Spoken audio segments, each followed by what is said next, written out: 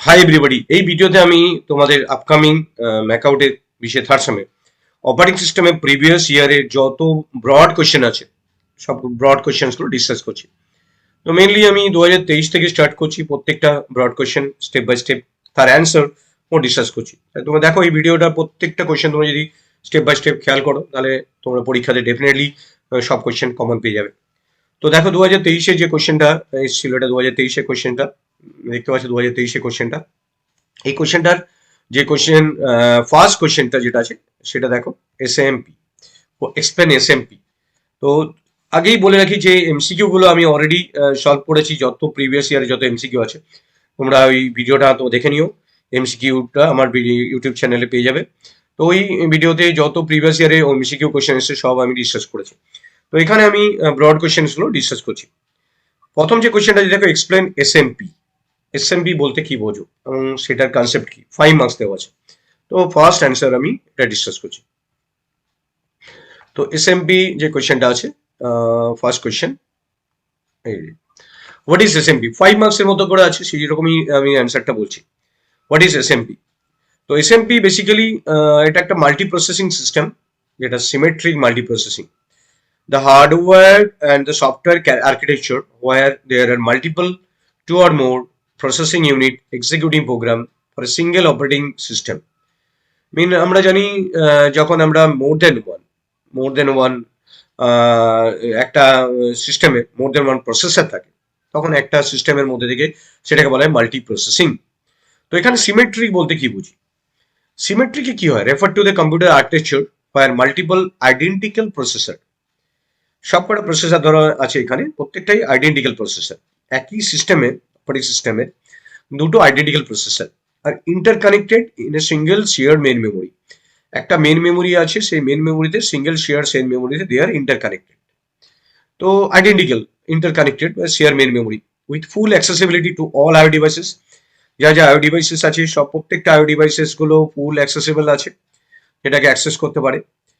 Have common shared memory and same data path and IO bus in the figure. তো এখানে আমরা দেখো একটা ছবি দিচ্ছি, সেই ছবিটাতে তোমরা ডিটেল এটা জানতে পারবে কিভাবে কাজ হচ্ছে, যেটা আমি বোঝাচ্ছিলাম ছবি এঁকে। এটা মেন মেমোরি, যে মেন মেমোরিটা সবাই সব প্রসেসর অ্যাক্সেস করতে পারে, তাই ক্যাশ মেমোরি গুলো সবাই অ্যাক্সেস করবে। এবং বাসটা সেটা সব কটা দেখো বাইডাইরেকশনাল, এখানে অ্যাক্সেস করতে পারে, এখানে প্রসেসর গুলো সব আইডেন্টিক্যাল।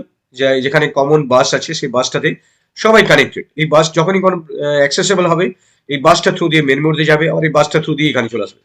ক্যাশটা কেন রাখা হচ্ছে? ক্যাশটা যাতে ফার্স্ট ক্যালকুলেট করা হয়, প্রসেসরের নিজস্ব ক্যাশ, সেখান থেকে ফার্স্ট ক্যালকুলেশন করার জন্য। কিছু ডেটা থাকে যেগুলো বারবার রিকোয়ারমেন্ট থাকে, কারণ মেন মেমোরি থেকে বারবার অ্যাক্সেস করা থেকে ক্যাশে যদি থেকে থাকে সেটা আমি ফার্স্ট অ্যাক্সেস করতে পারবো। আইও ডিভাইসে দেখো এই কমন বাসে connected.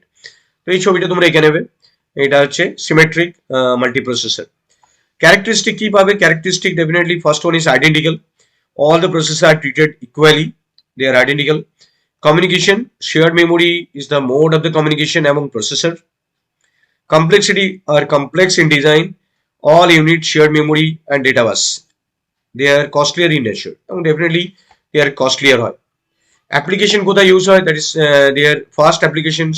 This concept find application in parallel processing or time sharing system have assigned tasks to different processor running in parallel to the each others, and it is used in multi-threading system also. What are the advantages? Number one is throughput. Since tasks can be run all the processor are like asymmetric, hence increased degree of throughput. Reliability, definitely falling a processor does not fall whole system. যদি একটা processor ফল করে যায় তাহলে বাকি সিস্টেমগুলো ফল হয় না, কারণ বাকি সিস্টেমগুলো ক্যাপেবল কাজ করার জন্য। ডিসঅ্যাডভান্টেজ, ডেফিনেটলি কমপ্লেক্স হবে আর্কিটেকচারটা, and costlier. This are the disadvantages. তো 5 মার্কসের কোয়েশ্চেনটা আসতেই পারে, আবার এগেন আসতে পারে। তো দেখো এই প্রসঙ্গে আমি তোমাদের মাল্টিপ্রসেসরে আরেকটা কোয়েশ্চেন ডিসকাস করে নিই। যদি মাল্টিপ্রসেসরে কিছু কোয়েশ্চেন এগেন আসে তখন এই কোয়েশ্চেনটাও আসতে পারে যে মাল্টিপ্রসেসর ওয়েস বলতে কি বোঝো। In operating system, to improve the performance of more than one CPU can be used within computer system called multiprocessor operating system. যদি more than one আমরা CPU execute করে computer system, they are known as multiprocessor operating system. Multiple CPU connected so that a job can be divided among them are faster executions. When job finishes, result from all CPU are collected and compiled to give the final output. Jobs needed to share main memory, and they also share the other system of the resources among themselves. Multiple CPU can also be used to run multiple jobs simultaneously. Unix operating system যেটা mainly মাল্টিপ্রসেসিং OS হিসেবে use হয়। এবং এখানে ছবিটা দেওয়া আছে mainly যে মাল্টিপ্রসেস সিস্টেমের কনসেপ্টটা। এখানে সিপিইউ দেখো দুটো আছে, মেন মেমোরি দুটোকে শেয়ার করছে, processor IO processor input output প্রসেসরও মেন মেমোরি থ্রু দিয়ে অ্যাক্সেস করছে, এবং আইও ইউনিটগুলো মেনলি আইও প্রসেসরের থ্রু দিয়ে এক্সিকিউট হচ্ছে। পুরোটাই প্যারালালি শেয়ারদের থ্রু দিয়ে হচ্ছে, মেন মেমোরি যেটা শেয়ার হচ্ছে এখান থেকে পুরোটাই। তো এখান থেকে আর যে পয়েন্টসগুলো আসতে পারে সেটা হচ্ছে মাল্টিপ্রসেসর অ্যাডভান্টেজেস। পয়েন্টসগুলো জাস্ট মনে রাখো, increase reliability due to multiprocessing system. Processing tasks can be distributed among several processes. That is in reliability, as one processor fails, the task can be given to another processor for completions. Increase throughput, অনেকগুলো processor থাকার জন্য অনেকগুলো কাজও একসাথে হতে পারবে, more than many processes can be done at the same time. Economy of scale, as multiprocessor system share peripheral, secondary storage devices, power supply are relatively cheaper than single processor system. Disadvantage, operating system on multiprocessor system are more complex and sophisticated. দুই ধরনের multiprocessor system আছে, already আমি একটা system discuss করেছি, symmetrical system, যেটা already আগের question discuss করেছি, তোমরা ওটা দেখে নিও। আমি জাস্ট এটা অ্যাসিমেট্রিক প্রসেসিং সিস্টেমটা ডিসকাস করে নিচ্ছি। সিমেট্রিক অলরেডি আমি ডিসকাস করেছি, অ্যাসিমেট্রিকটা ডিসকাস করছি। দেখো, asymmetric multiprocessing operating system. In asymmetric multiprocessing system, there is a master-slave relationship between the processor. প্রসেসরের মধ্যে একজন মাস্টার হবে, বাকিরা তার কন্ট্রোল হবে। মেইন হচ্ছে মাস্টার বাকিদেরকে কন্ট্রোল করবে, তার মানে one processor act as a master. যেটা আগে সিমেট্রিক কি ছিল, সবাই ইকুয়ালি আইডেন্টিক্যাল, কেউ কারোর পাওয়ারফুল ছিল না, বাট এখানে একজন পাওয়ারফুল থাকলো, তার সুপারভিশনে বাকিরা কাজ করবে, এই জন্য নাম হচ্ছে অ্যাসিমেট্রিক্স। Asymmetric processing system shows that CPU N1 N1 act as a supervisor whose functions control other processor. This type of system, each processor assign a specific task, and there is designated master processor that control the activity of other processor. Other processor K control করে। তো advantages কি, এখান থেকে অ্যাডভান্টেজটা মনে রাখবে, তাহলেই হবে। Advantage হচ্ছে this type of system execution input output operation of application program can be ফাস্টার in some situation because many processor can be available for a single job. So disadvantage, multiprocessing processor unequally burdened. One processor may have a long job queue while another may have sitting idle. In this system, if the processor handling a specific job fails, entire system will go to the down. মানে একজন যদি down হয়ে যায়, বাকিরা down হয়ে যেতে পারে। তো এখান থেকে আমি প্রসেসর মাল্টিপ্রসেসর যদি অপারেটিং সিস্টেমে কোনো কোয়েশ্চেন আছে সেটাও ডিসকাস করলাম। তাহলে এই ধরনের কোয়েশ্চেন আসতেই পারে। What is multiprocessor, types of multiprocessor system. দুই ধরনের মাল্টিপ্রসেসর সিস্টেম দেখলে, একটা হচ্ছে সিমেট্রিক, একটা asymmetric. Next question is what is virtual memory. Virtual memory বলতে কি বুঝি আমরা, ভার্চুয়াল মেমোরি আইডিয়াটা কি? দেখো, তোমরা পয়েন্টসগুলো একবার লিখে নিও, ভার্চুয়াল মেমোরি পয়েন্টসগুলো। এক হচ্ছে হোয়াট ইজ ভার্চুয়াল মেমোরি, যে কোয়েশ্চেনটা আগে সেটা আগে ডিসকাস করছি।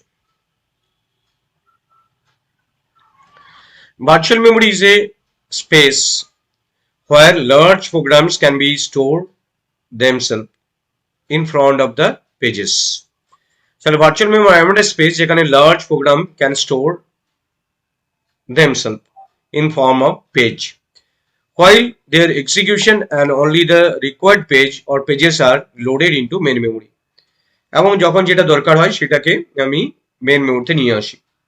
তাহলে আমরা লার্জ নাম্বার অফ পেজকে স্টোর করি ইন ফর্ম অফ পেজেস, এবং যখন দরকার হয় সেটা নিয়ে আসি। Virtual memory is a technique that allow the execution of process that are not in physical memory completely.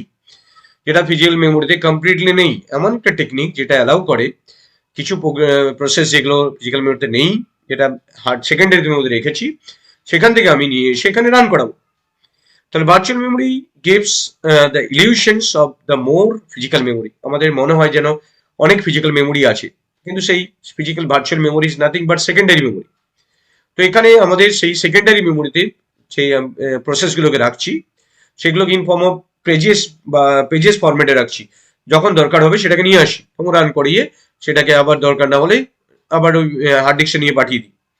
Then the reality the available memory space. Virtual memory mainly gives the illusion, আমাদেরকে illusion দেয় of more physical memory than the reality of available memory space. Virtual memory can be implemented with the help of demand paging. Mainly আমরা virtual memory implement করি demand paging এর through দিয়ে। এবার দেখো why virtual memory, আমরা virtual memory কেন use করি?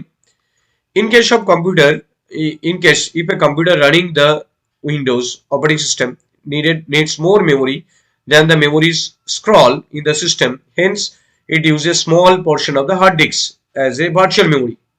Suppose there is a situation when our computer does not have space in physical memory, then hard disk space is used for swapping old file and bring the new file. তো এই জন্য আমরা mainly swap in swap out করার জন্যই আমরা এটাকে use করি। এবার তুমি ভাবো যে অ্যাডভান্টেজেস কি হতে পারে এর। তো virtual memory allow us to run more application at a time, অনেকগুলো অ্যাপ্লিকেশনকে অ্যাট এ টাইম রান করতে পারবে। With the help of virtual memory we can easily fit many large programs into small programs, ছোট ছোট প্রোগ্রামে ভেঙে নিই আমরা এবং তাদেরকে ফিট করতে পারি। With the help of virtual memory multi programming environment can be easily implemented, এখানে আমরা মাল্টি প্রোগ্রামিং এনভায়রনমেন্টটাকে নিয়ে আসতে পারছি। The process may even larger than all of the physical memory. Physical memory থেকেও বেশি প্রসেসকে রান করতে পারতি। Virtual memory improve the efficiency of the CPU. দেখো পুরো সিস্টেমটা একটা এক্সাম্পল দিয়ে বোঝাচ্ছি কিভাবে ভার্চুয়াল মেমোরিটা কাজ করে। তাহলে ভার্চুয়াল মেমোরি থেকে দেখো what is virtual memory and why virtual memory, সব কোশ্চেন্স গুলো এখানে আমি ডিসকাস করতে। যদি শুধু ভার্চুয়াল মেমোরি আসে, যেরকম এখানে কোশ্চেনটা কি এসছে, এই কোশ্চেনটা যেটা এসছে দেখো হোয়াট ইজ ভার্চুয়াল মেমোরি, পুরোটাই 5 মার্কসের মধ্যে আসেনি, 3 মার্কসের। জাস্ট তখন তোমরা এই কোশ্চেনটা অ্যান্সারটা এখানে জাস্ট লিখবে। Virtual memory is a space where large program can store themselves in form of pages while other execution and only the required page and pages are loaded. এবং এর সাথে এটাও দিয়ে দেবে it allow the execution of process that may not in completely in physical memory. তোমরা যদি 3 মার্কসে থাকে তখন এই কটা পয়েন্টস দিয়ে ছেড়ে দেবে। যদি আলাদা করে কোশ্চেন আসে why virtual memory, what are the advantage of virtual memory, তখন এই কোশ্চেন্স গুলো বা বেশি মার্কসের 5 মার্কসের কোশ্চেন আসলে তখন এগুলো লিখবে। তো এখান থেকে আমি অনেক কটা কোশ্চেন্স কভার আপ করে যেতে পারছি। তো এখান থেকে এক্সাম্পলটা আসছি, এক্সাম্পলটা ভার্চুয়াল মেমোরি কিভাবে কাজ করছে। সিপিইউ ধরো একটা প্রসেস আমি ক্রিয়েট করেছি, সেটা 200 এমবি, মানে সিপিইউ সেই 200 এমবি প্রসেসটা এখানে এক্সিকিউট করতেছি, কিন্তু র্যামের মধ্যে যে জায়গাটা আছে সেটা 150 এমবি, ওএস কিছুটা দখল করে আছে। তাহলে পুরো প্রসেসটা র্যামে যেতে পারছে না, তাহলে কি হবে? তাহলে কিছুটা অংশের মধ্যে 150 এমবি যদি পেজে ভেঙে নিই, তার করসপন্ডিং 150টা এমবি অফ দি পেজে সেখানে লোড হবে, বাকি রিমেনিংটা আমি হার্ড ডিস্কে পাঠিয়ে দিলাম। এবার এদের মধ্যে যখন 150টা শেষ হয়ে যাবে, তো এখানে আমার প্রসেসটার সাইজ কত আছে, প্রসেসের সাইজ হচ্ছে 200 এমবি।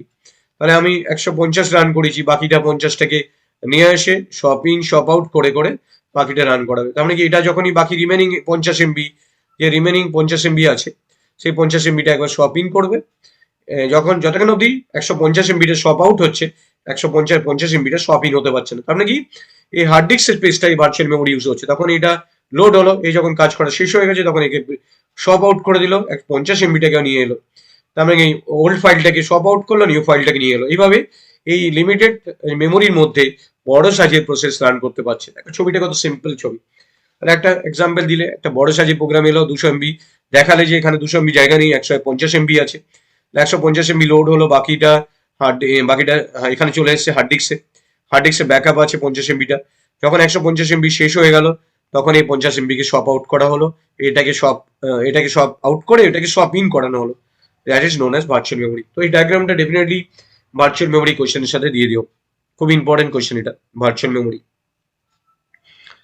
নেক্সট কোশ্চেন আসছি, এটা আসবেই এমন একটা কোশ্চেন, হোয়াট ইজ থ্র্যাশিং। দেখো এই কোশ্চেনটা আসছে, হোয়াট ইজ থ্র্যাশিং। থ্র্যাশিং বলতে আমরা কি বুঝি, থ্র্যাশিং এর কোশ্চেনটা এটা। What is thrashing? Thrashing is a condition or situation, এটা খুব important viva question. Thrashing is a condition or situation when a system is spending a measure amount a part of time servicing the page fault. তো maximum ক্ষেত্রে কি হচ্ছে, বারবার দেখা যাচ্ছে পেজটা খুঁজে পাচ্ছে না, তাহলে সিস্টেমকে ওই পেজ খোঁজার জন্যই ওকে বারবার নিয়ে আসতে হচ্ছে পেজটাকে হার্ড ডিস্ক থেকে। তারপরে most of the time page fault খুঁজতে গিয়েই সময় লেগে যাচ্ছে, বাট অ্যাকচুয়াল প্রসেসিং আর হচ্ছে না, কোনো কাজই আর এগোচ্ছে না। তার মানে কি আমাদের কাজটা স্লো হয়ে যাচ্ছে। Thrashing has an impact on the operating system execution performance. Thrashing also causes serious performance issues. When CPU usage is low and the process scheduling mechanism tries to load multiple processes into the main memory at the same time, increasing the degree of multi-programming. তখন এই থ্র্যাশিংটা হয়। We can handle this problem with the help of working set model, working set ACT, working set model and considering page fault frequency. দেখো এই ডায়াগ্রামটা দেখে বুঝতে পারবে কি হচ্ছে। এই ডায়াগ্রামটা মাস্ট রাখতে হবে তোমাদেরকে। এটা হচ্ছে ডিগ্রি অফ মাল্টি প্রোগ্রামিং, এটা হচ্ছে সিবিউটেশন। যদি ধরো কাজ বাড়িয়ে দিলাম, তাহলে সিপিও কাজ প্রসেস বাড়িয়ে দিলাম, অনেকগুলো পেজ পেজ বাড়িয়ে দিলাম, যে কাজ করছে, আবার বাড়িয়ে দিলাম করছে, আবার বাড়িয়ে দিলাম করছে, কিন্তু একটা সার্টেন টাইমের পর দেখা যাচ্ছে আর কাজ হচ্ছে না, তখন সেটা একদম থ্র্যাশ হয়ে একদম যে মাল্টি প্রোগ্রামিং লেভেলটা আছে সেই লেভেলের প্যারালাল চলতে থাকবে। এই যে অ্যাক্সিসটা আছে তার প্যারালাল চলতে থাকবে, মানে কি এখান থেকে থ্র্যাশিংটা স্টার্ট হয়ে গেছে। তার মানে কি degree of programming multi programming বাড়িয়ে দেওয়ার পর একটা সার্টেন লেভেল থেকে থ্র্যাশিং শুরু হয়ে যায়, যেখানে আর কোনো কাজ হতে থাকবে না, সেখানে ম্যাক্সিমাম সময় ওয়েট করতে থাকবে সিপিইউ, তার কাজগুলো স্লো হয়ে যাবে। That is known as thrashing. It is important question in operating system. Next question, difference between logical and physical address space. Next question দেখো 5 মার্কসের এই কোয়েশ্চেনটা, difference between physical and logical address space. দেখো এই অ্যান্সারটা discuss করছি, logical and physical address স্পেসের মধ্যে ডিফারেন্স। খুব ইম্পর্টেন্ট কোয়েশ্চেন, এটা মেমোরি ম্যানেজমেন্টের কোয়েশ্চেনটা বারবার আছে। তো ফার্স্ট এই logical address space. Logical address is generated by CPU. আমরা জানি যে অ্যাড্রেসটা সিপিইউ জেনারেট করে, that is known as logical address. মানে আমরা যখন কোনো ফাইল ক্রিয়েট করি বা কোনো প্রোগ্রাম ক্রিয়েট করি, তখন that is generated by CPU. Physical address is generated by main memory.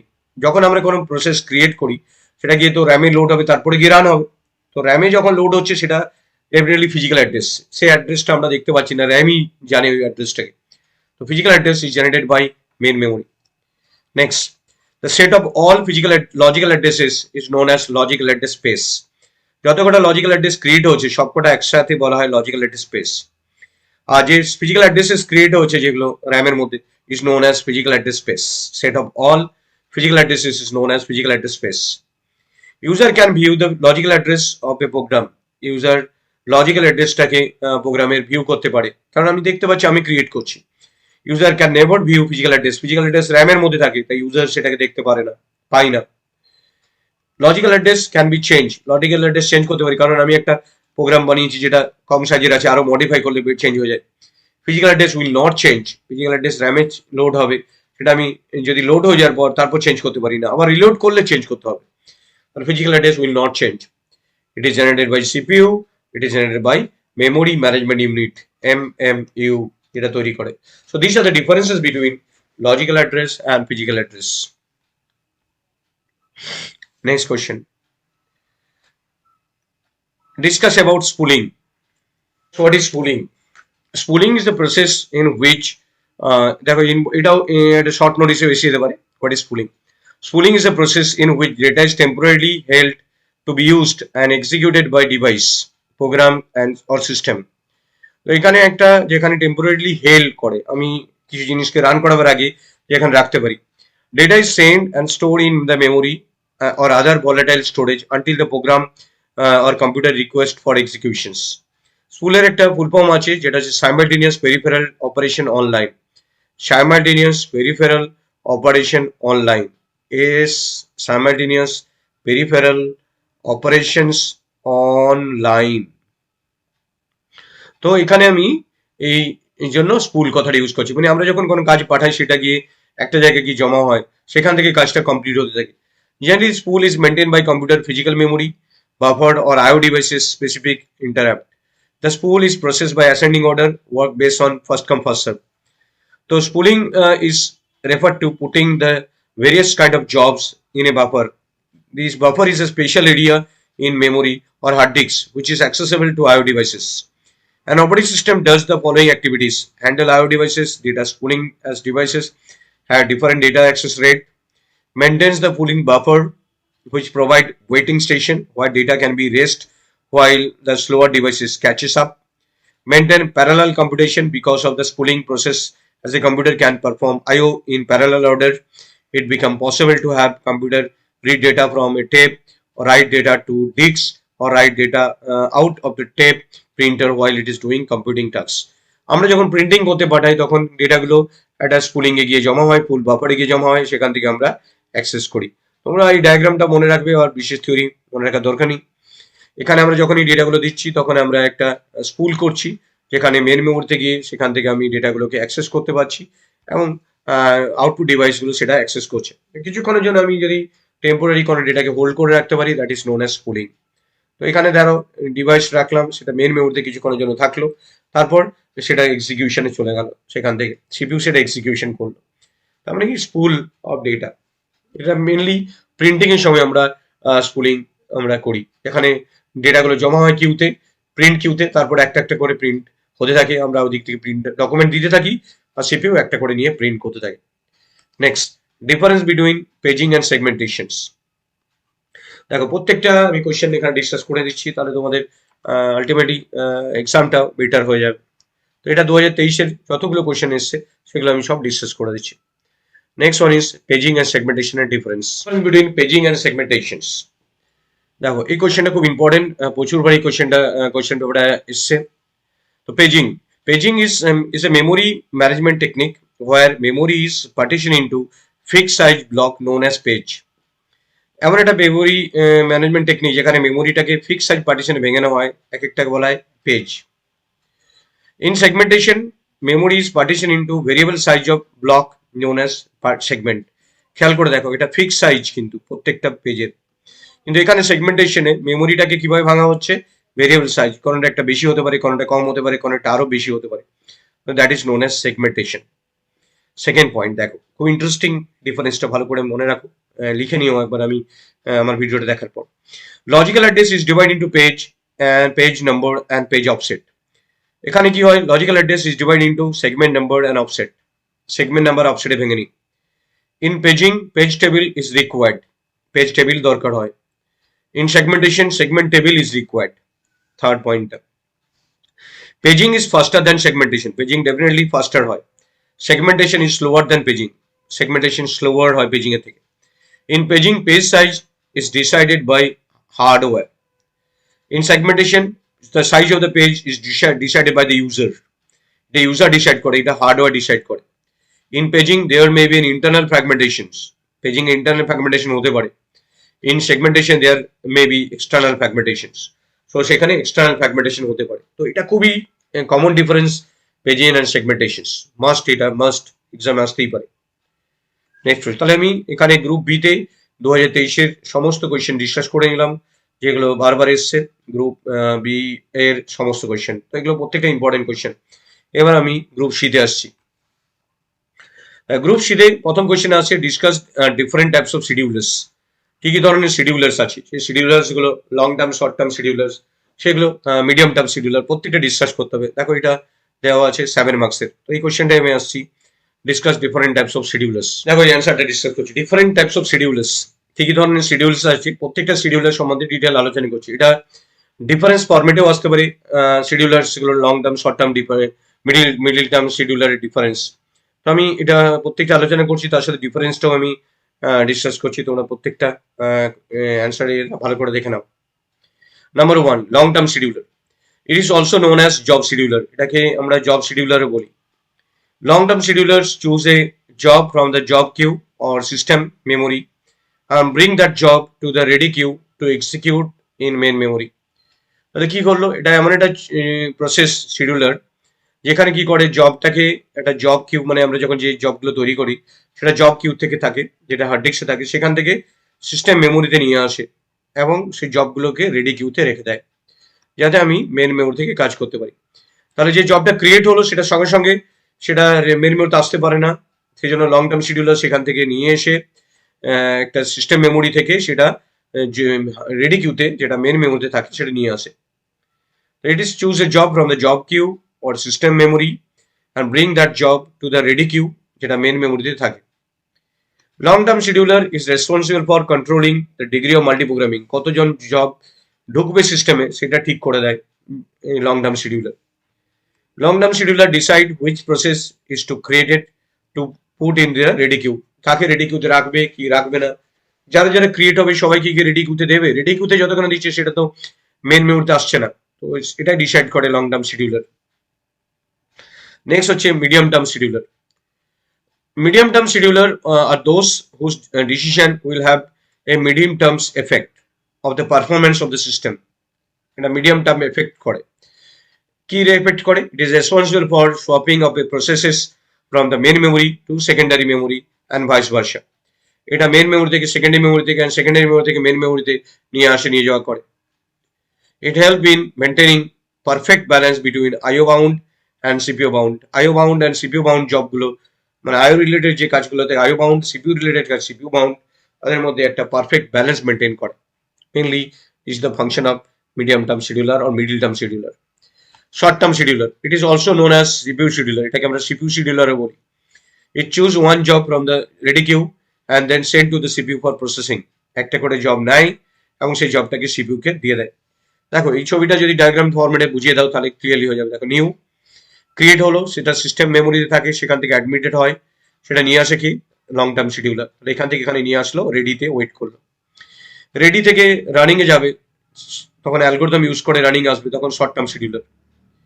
তো শর্ট টার্ম শিডিউলার যখন কাজ কমপ্লিট করে দেবে, রানিং থাকতে থাকতে তাকে এক্সিট পাঠিয়ে দেবে, নর্মাল ওয়েতে এক্সিট হয়ে যাবে। এখানে শর্ট টার্ম শিডিউলার কোনো কাজ নেই, শুধু এখান থেকে এইটুকুর মধ্যে শর্ট টার্ম শিডিউলারের কাজ আছে, এখান থেকে এইটুকুর মধ্যে long term scheduler. Medium term scheduler কোথায় কাজ করে? রানিং থাকতে থাকতে যদি ওয়েটিং এ পাঠিয়ে দেয়, বা ওয়েটিং এ থাকতে থাকতে আবার যদি রানিং আসে, এই দুটো জায়গাতে মিডিয়াম টার্ম শিডিউলার কাজ করে। তাহলে কি হলো? লং টার্ম অ্যাডমিটের সময় কাজে লাগে, শর্ট টার্ম রানিং এর সময়, মিডিয়াম টার্ম ওয়েটিং এর সময়, এন্ড ওয়েটিং থেকে আবার কাজ পাওয়ার সময় কাজে লাগে। তো এই তিন ধরনের শিডিউলার মেনলি প্রসেস শিডিউলার হিসেবে কাজ করে। এবার আমি তিনটের মধ্যে ডিফারেন্স আলোচনা করছি, long term, short term and medium term scheduler. তো ডিফারেন্স ফরম্যাটটা খুব ইম্পর্টেন্ট কোয়েশ্চেন। প্রথমে হচ্ছে long term scheduler, it is a job scheduler, এটা একটা জব শিডিউলার, একে জব শিডিউলার বলা হয়। It is the process of swapping scheduler, এটাকে সোয়াপ করে এক জায়গায় অন্য জায়গায় নিয়ে আসে র্যামে, আবার র্যাম থেকে বার করে দেয় যদি কাজে না পায়। It is called CPU scheduler. Next, its speed is comparatively less than short term scheduler. It is fastest among all scheduler, এটা সমস্ত শিডিউলার থেকে fastest. Speed is in between long term and short term scheduler, long term and short টার্মের মাঝামাঝি এই শিডিউলারটা কাজ করে, মানে স্পিডটা দুটোর মাঝামাঝি। আর medium term scheduler is fastest among all scheduler, এটা ফাস্টেস্ট কাজ করে। Long term scheduler control the degree of multiprogramming, multiprogramming কতগুলো হবে না হবে সেটাকে এটাকে কন্ট্রোল করে। Reduces the degree of multiprogramming, কারণ শর্ট টার্ম শিডিউলার বেসিক্যালি কাজগুলো কমপ্লিট করিয়ে দেয়, মিডিয়াম টার্ম শিডিউলারকেও রিডিউস করে দেয় মেইনলি, কারণ এখানে কোনো কাজ হতে বের করে দেয়, তারপরে রিডিউস হয়ে যায়। Short term scheduler provide much less control, mainly multiprogramming উপর কন্ট্রোল নেই, কারণ কি এটা কাজ করিয়ে দেয়, কাজ করলে অটোমেটিক্যালি সেখান থেকে এক্সিট করে যেতে পারে, মানে কোনো কন্ট্রোলই থাকে না মাল্টিপ্রোগ্রামিং এর উপর। শর্ট টার্ম শিডিউলার মেন কাজ হচ্ছে কাজগুলোকে করানো, এবং যে কাজগুলো করবে সেগুলো কাজ হয়ে গেলে বেরিয়ে যাবে। It has no time sharing system long টার্মে। মিডিয়াম টার্মে it is apart from time sharing system, time দেওয়া থাকে কতক্ষণ ওয়েট করবে বা করবে না। মিনিমাম টাইম শেয়ারিং সিস্টেম, কম টাইম শেয়ারিং সিস্টেম, কারণ সিপিইউ কাজগুলো করে। It select the processes from the pool and load them into memory for executions. Medium term scheduler can reintroduce the process into memory and execution can be continued. যাতে কাজগুলো হতে থাকে। Select those processes that are ready for executions.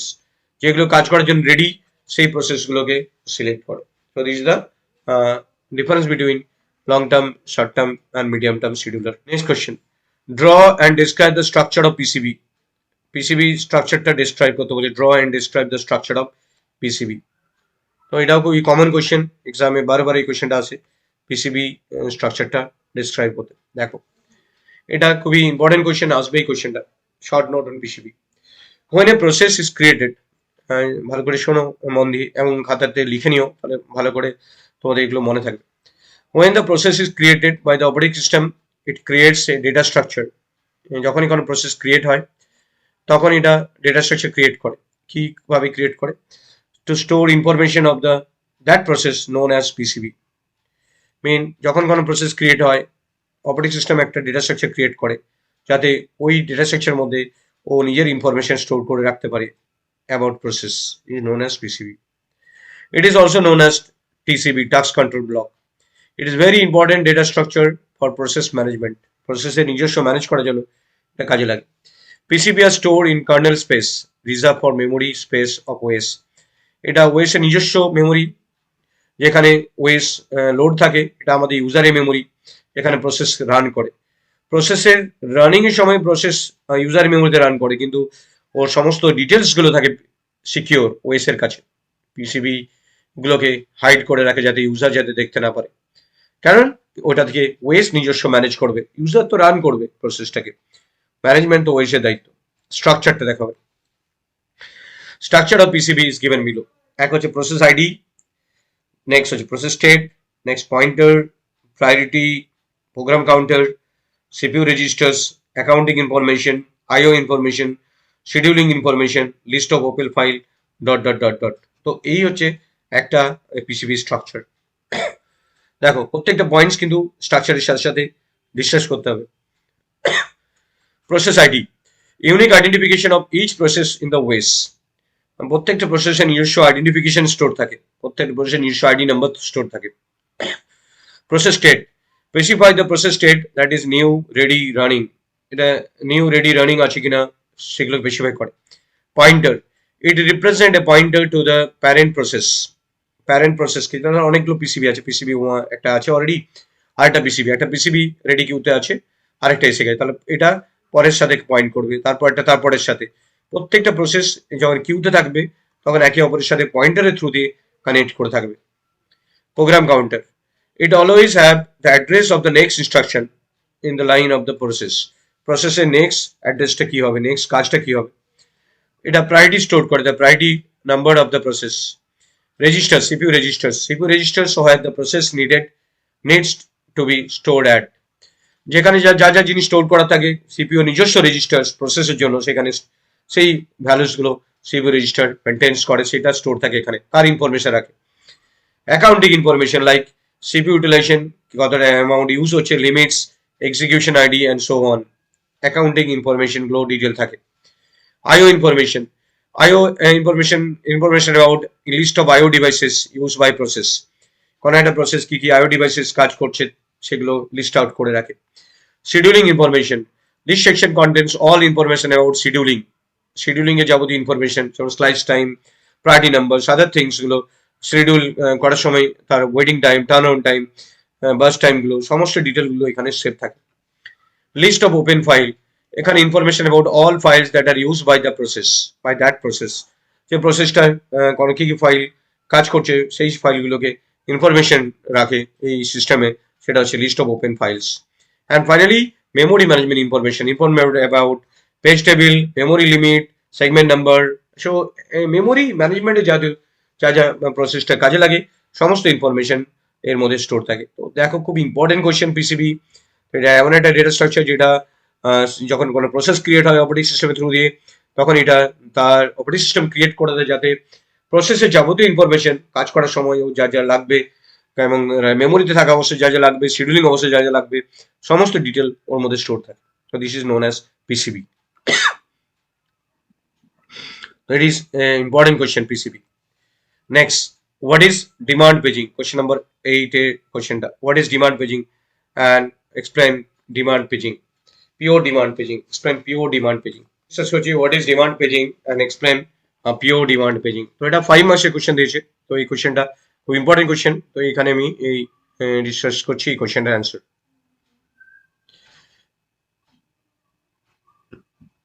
প্রথমে আসছি demand paging. First question is demand paging. The virtual memory is implemented with the help of demand paging. যে virtual মেমোরিটা আমরা জানলাম, what is virtual memory আমরা জেনেছি, সেটা demand paging দিয়ে implement করা যায়।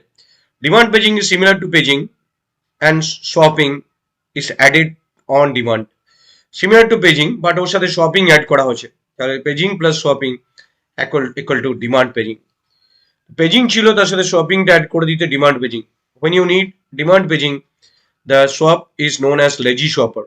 এখানে যে সোয়াপারটা আছে সেই সোয়াপারটাকে বলা lazy swapper. Why it is called lazy swapper? It never swap a page into the main memory unless it is needed. যতক্ষণ অবধি কোনো একটা পেজকে দরকার হচ্ছে র্যামের মধ্যে ততক্ষণ অবধি নিয়ে আসে না। This swapper is also called pager. এটাকে পেজারও বলা হয়। Demand paging is a technique in which a page is brought into main memory only when it is needed and demanded by the CPU. Initially, those pages are loaded that are required by the processes immediately. যেগুলো immediately দরকার হয় সেগুলোকেই immediately load করে, বাকিগুলোকে demand রেখে দেয়, পরে যখন last নিয়ে আসে। যেমন ধরো এখানে একটা সিম্পল এক্সাম্পল দিচ্ছি, এখন ABCD EFGH পেজগুলো আছে। এখানে ধরো এ বি এ পেজটা অন ডিমান্ড লাগবে, ABCD চারটে পেজকে বাকিগুলোর মধ্যে থেকে ABCD কে নিয়ে এসছে। আর যদি কারোর দরকার না হয় থাকে তাকে সরিয়ে দেবে, বাকিগুলো নিয়ে আসবে। তাহলে এটা সোয়াপ ইন করে ডিমান্ডে নিয়ে আসবে আর সোয়াপ আউট করে বের করে দেবে বাকিদেরকে আনার জন্য। That is known as demand paging. তো এখানে দেখো একটা এক্সাম্পল দিয়েছি, সেই এক্সাম্পলটা তোমরা এক্সামের সময় দিতে পারো। এখানে অনেকগুলো পেজ আছে, ধরো page 0, page 1, page 2, page 3, page 4, page 5, 6, page 7, 8, 9, 10 অব্দি আছে। এবার সবকটা পেজ আমি এখানে নিয়ে আসিনি, কিছু পেজ আছে যারা র্যামের মধ্যে আছে অলরেডি। কি করে বুঝবে র্যামের মধ্যে আছে? এগুলো পেজগুলো লজিক্যাল অ্যাড্রেস, এটা হচ্ছে ফিজিক্যাল অ্যাড্রেস, এটা র্যামের মধ্যে আছে। র্যামের মধ্যে আছে 0, 1, 3, 4, 6 এগুলো ধরো রেখেছি। তার মানে কি জিরোটা কত নম্বর পেজে আছে দেখো, পেজটা আপডেট হয়েছে পেজ নাম্বার 3, পাশে ভি মানে ভ্যালিড, এটা অ্যাভেলেবেল আছে। 1 নম্বর পেজটা আছে কোথায় আছে দেখো, 5-এ আছে, এখানে 5-এ লোড হয়ে আছে। এটা হচ্ছে যে ফ্রেমগুলোর মধ্যে পেজগুলো লোড আছে তার নাম্বারগুলো এখানে দেওয়া আছে পাশে, যারা এটা ইজিলি বুঝতে পারো তোমরা। 2 নম্বর পেজটা দেখো, এখানে তৈরি তো হয়েছিল কিন্তু র্যামের মধ্যে লোড নেই, তার মানে কি এটা এখানে আছে হার্ড ডিস্কে, দ্যাট ইজ তার জন্য আই দেওয়া আছে ইনভ্যালিড। এদের র্যামের মধ্যে লোড নেই তাই নাম্বারটাও নেই এখানে পাশে। 3 নম্বর পেজটা দেখো, 3 নম্বর পেজটা এখানে কোথায় আছে? 1 নম্বর ফ্রেমে আছে, তাই 1 আছে, ভি আছে, ভি ফর ভ্যালিড। 4 নম্বর পেজটা দেখো, 4 নম্বরে আছে ভ্যালিড। 5 নম্বর পেজটা এখানে ক্রিয়েট তো হয়েছে কিন্তু র্যামে আসেনি, হার্ড ডিস্কে রাখা হয়েছে, হার্ড ডিস্ক এরিয়াতে রাখা হয়েছে, যেটা ভার্চুয়াল মেমোরিতে রাখা হয়েছে, এই জন্য ইনভ্যালিড। 6 নম্বরটা কোথায় লোড হয়েছে দেখো, 0 নম্বর ফ্রেমে লোড হয়েছে, তো এটা ভ্যালিড। বাকিগুলো সবই ইনভ্যালিড, 7, 8, 9, 10 তৈরি তো হয়েছে কিন্তু লোড হয়নি। এবার ধরো দরকার আছে কাউকে নিয়ে আসতে হবে, যদি কাউকে কাকে কাকে নিয়ে আসছি কি করে বুঝবে? ধরো সোয়াপ ইন করেছি, কাকে কাকে সোয়াপ ইন করেছি? 4কে সোয়াপ আউট করে দিয়েছি, আর সোয়াপ ইন করেছি 7কে করেছি। এখানে দেখো 7কে সোয়াপ ইন করেছি, কি কি ছিল না দেখো, আগে 5 ছিল না, আমি 5কে নিয়ে এসছি, 7কে নিয়ে এসছি, আর 2কে নিয়ে এসছি। তো সোয়াপ আউট কাকে করেছি? অনলি 4কে সোয়াপ আউট করেছি, বাকিগুলোকে সোয়াপ ইন করেছি। মানে কি যাকে সোয়াপ আউট করবো দেখো, 4কে যদি সোয়াপ আউট করি, কাকে সোয়াপ আউট করলাম দেখো ভালো করে, 4 নম্বর পেজটাকে সোয়াপ আউট করলাম। 4 নম্বর পেজটাকে যদি এখান থেকে সোয়াপ আউট করে দিই তাহলে 4 নম্বর পেজটা এখান থেকে চলে যাবে, আর সঙ্গে সঙ্গে যখন এখানে চলে যাবে তখন এটা হচ্ছে ইনভ্যালিড হয়ে যাবে, তার মানে কি ফ্রেম নাম্বারটা পাওয়া যাবে না, তো এখানে এটা থাকবে না, এটা হয়ে যাবে আই হয়ে যাবে। তো এইভাবে তোমরা দেখিয়ে দিতে পারো, যে কোনো একটা দেখিও, যদি কাউকে এখান থেকে সিস্টেম থেকে সোয়াপ আউট করে দাও সঙ্গে সঙ্গে আই করে দেবে। আর যদি কাউকে সোয়াপ ইন করে নিয়ে আসো, ধরো ধরো 5 নম্বরকে সোয়াপ ইন করে নিয়ে আসি, 5 নম্বরকে কার জায়গায় সোয়াপ ইন করছি? 5 নম্বরকে আমি 3-এর জায়গায় সোয়াপ ইন করছি, 3-এ অলরেডি 0 ছিল, তাহলে 0টা এখান থেকে ভ্যানিশ হয়ে যাচ্ছে, 0টাও সোয়াপ আউট হয়ে যাচ্ছে, ইনভ্যালিড হয়ে গেছে। 5-এর উপর 3কে আমি নিয়ে এসেছি, তো 5-এর মধ্যে 3কে আমি এখানে করেছি, এবং সঙ্গে সঙ্গে 3টা ভ্যালিড হয়ে গেছে, ওই জায়গাটা 3টা লোড হয়ে গেছে। তার মানে কি এটা অনবরত আপডেট হতে পারে, এটা তোমরা নিজস্ব যে কোনো টেকনিক দিয়ে ছবি দিয়ে এটা বোঝাতে পারো। আমি এখানে অনেক কটা এক্সাম্পল দিয়ে বোঝানোর চেষ্টা করেছি, তোমরা নিজস্ব একটা এক্সাম্পল নিয়ে বোঝাতে পারো। যখন কোনো পেজ এটা প্রথমে ইনিশিয়ালি একবার দেখাবে এটা লোড আছে, তারপরে কয়েকটাকে এখান থেকে সোয়াপ আউট করে তার পেজ টেবিলটা চেঞ্জ দেখাবে, আর সোয়াপ ইন করে চেঞ্জ দেখাতে পারো। আমি একটার মধ্যে দুটো করেছি, তোমরা দুটো আলাদা আলাদা করেও দেখাতে পারো ডায়াগ্রাম দেখে, দ্যাট ইজ বেশি মার্কস থাকলে ডেফিনেটলি এটা দেখাবে, that is known as demand paging. এবার দেখো এর সাথে একটা কোয়েশ্চেন আছে, pure demand paging. Pure demand paging বলতে আমরা কি বুঝি? Pure demand paging specific implementation of demand paging. Demand paging এর একটা স্পেসিফিক ইমপ্লিমেন্টেশন, ডিমান্ড পেজিং এর একটা implementation. The operating system only load pages into memory when the program needs them. Actually demand paging কি বলছে? Demand paging মানেই হচ্ছে যখন দরকার তখনই লোড হবে। তো এটা operating system only load those pages when program needs them, যেটা অনলি ডিমান্ড পেজিং যেটা মেন উদ্দেশ্যই, সবাইকে নিয়ে আসবে না, যেটা দরকার হবে সেটা নিয়ে আসবে। On demand paging only no pages are initially loaded into memory when the program starts, and all pages are initially marked as being on hard disks. Pure demand paging এ কোনো পেজকে আনা যাবে না, যে নর্মাল ডিমান্ড পেজে কিছু page চলে আসতে পারে, পিওর ডিমান্ড পেজিং এ কোনো পেজকে আনা যাবে না, সব পেজ হার্ড ডিস্কে থাকবে, এবং যখন দরকার হবে তখন সেটা তোমরা দেখতে পেলে এখানে আমি কিভাবে লোড করলাম, মানে এই র্যামের মধ্যে লোড করলাম, সঙ্গে সঙ্গে দেখলে পেজ টেবিলটা আপডেটেড হয়ে গেল। যখন আমি যাদেরকে নিয়ে আসবো তখনই এখানে পেজ টেবিলটা আপডেট হবে। যারা ইনিশিয়ালি এখানে কতগুলোকে এনে রেখেছি সেটা আনতে পারবে না পিওর ডিমান্ড পেজিং এ, সব পেজকে এখানে থাকবে। তারপর যখনই এখানে কাউকে নিয়ে আসবে তখন এগুলো আপডেট হয়ে যাবে, যেখানে যেখানে লোড করো, ধরো পেজ 1কে নিয়ে এলাম, তাহলে এখানে লোড করলাম, 2টা আপডেট হয়ে গেল ভি দিয়ে, আমার লোকেশনটা এখানে কোথায় লোড হলো দেখলাম, কোথায় লোড হলো। সেইভাবে এটা হচ্ছে পিওর ডিমান্ড পেজিং, মানে একদমই ডিমান্ড ছাড়াই কাজ করবে না, আগে থেকে কাউকেই আনবে না, that is known as pure demand paging. তো এই কোশ্চেনটা আমার কভার আপ হয়ে গেল। এবার দেখো একটা অঙ্ক দিয়েছে, যেটা consider the following reference string, frame number 4 দেওয়া আছে, এবং এই অঙ্কটা আমি সলভ করছি। তো এই জন্য একটা আমাকে বোর্ড নিতে হবে optimal. FIFO LRU optimal apply করতে বলেছে, যেখানে পেজ নাম্বার 4টে দেওয়া আছে। তো এটা কিভাবে তোমরা সলভ করে দেখো। এরকম কোয়েশ্চেন, বিভিন্ন কোয়েশ্চেন এসে যাবে এখান থেকে পেজ রিপ্লেসমেন্ট অ্যালগোর উপর। ডেফিনেটলি তোমরা এই পেজ ফিফো এলআরইউ অপটিমাল যা যা অঙ্ক প্রিভিয়াস ইয়ারে কোয়েশ্চেন পেপারে এই ধরনের অঙ্কগুলো আমি আমার ইউটিউব চ্যানেলে করিয়ে দিচ্ছি, সেগুলো সব দেখে যাও। ডেফিনেটলি তোমরা ফিফো এলআরইউ অপটিমাল যাই প্রবলেম দেবে করতে পারবে। তো আমি এই প্রবলেমটা দেখো 10 মার্কস আছে, ডিসকাস করছি। তো আমি এই প্রবলেমটাকে স্টেপ বাই স্টেপ 4টে ফ্রেম নিয়ে ডিসকাস করছি। প্রথমে আমি আসছি সে ফিফোতে। ফিফো যে পেজ রিপ্লেসমেন্ট অ্যালগরিদম আছে সেটাকে ডিসকাস করছি। এখানে 4টে ফ্রেম দিয়ে দিয়েছে। সবার আগে আমি 4টে ফ্রেম আমি এঁকে নেব। কতগুলো দেওয়া আছে? 0 জন্য একটা। তো প্রত্যেকের জন্য আগে আমি ফার্স্ট কাজ হয়ে যাবে 4টে ফ্রেম দিয়ে আমি সবটা এঁকে নেব।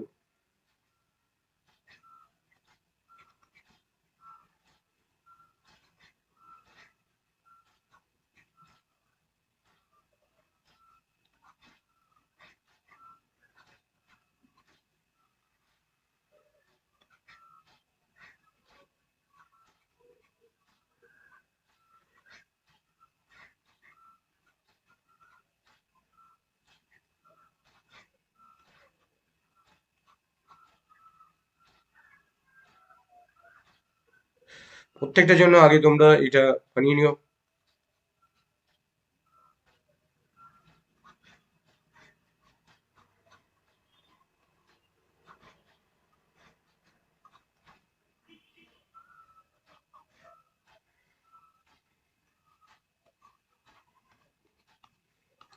ওকে, তো প্রথমেই আমি এটার উপর আমি সবকটা পেজকে নিয়ে নিলাম। এবার 4টে উপর আমি এটা ফিফো অ্যাপ্লাই করছি। দেখো স্টেপ বাই স্টেপ। প্রথমেই 0 এসছে, তো 0টা সবার আগে লোড হবে এবং এখানে এটা পয়েন্টটা দিয়ে দেবে। তারপরে আসলো 2, 0 উপর 2 এলো, পয়েন্টারটা কিন্তু শিফট করিও না। তারপর 0 উপর 2 এর পর 1 আসলো, যতক্ষণ অব্দি ফিল আপ হচ্ছে এটা কমপ্লিট করে যাও। 0, 2, 1, 6 ফিল আপ হয়ে গেছে। এবার রিপ্লেস করতে হবে, পয়েন্টারটা যেখানে আছে তাকে দিয়ে রিপ্লেস করে দাও। তেমনি এখানে 4 রিপ্লেসড হয়ে গেলে সঙ্গে সঙ্গে পয়েন্টারটা ডাউন হয়ে গেল। পয়েন্টারটা ডাউন হয়ে গেল, পয়েন্টার রিপ্লেসড হওয়ার পরই ডাউন হয়ে যাবে। এবার আসলো 0, 0টা 2 এর জায়গায় রিপ্লেসড হবে এবং পয়েন্টারটা পরের জায়গায় চলে যাবে। তারপর 1, দেখো 1 অলরেডি যেটা আমি চাইছি সেটা 1 এর যে কোনো জায়গায় থাকলেই হবে। দ্যাটস মিন পয়েন্টার মুভ করবে না, যেরকম আছে সেরকমই থেকে যাবে। That is call hit. এটা হিট হয়ে গেছে, কারণ আমি যেখানে যা চাইছি 1টা চাইছি, 1টা এখানের মধ্যে অ্যাভেলেবেল আছে, মানে সেইটা পেজটাকে আনতে হয়নি। আর এগুলো সব পেজ ফল্ট হয়েছে, মিস।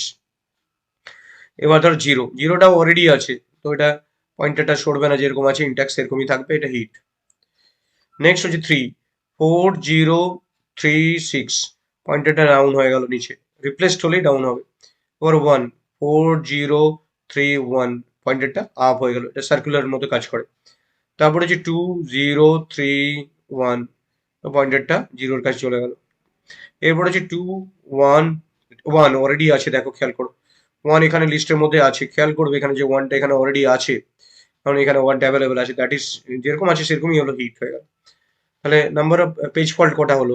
1, 2, 3, 4, 5, 6, 7, 8, 9, 9টা page fault. পেজ ফল্টটাই চেয়েছে।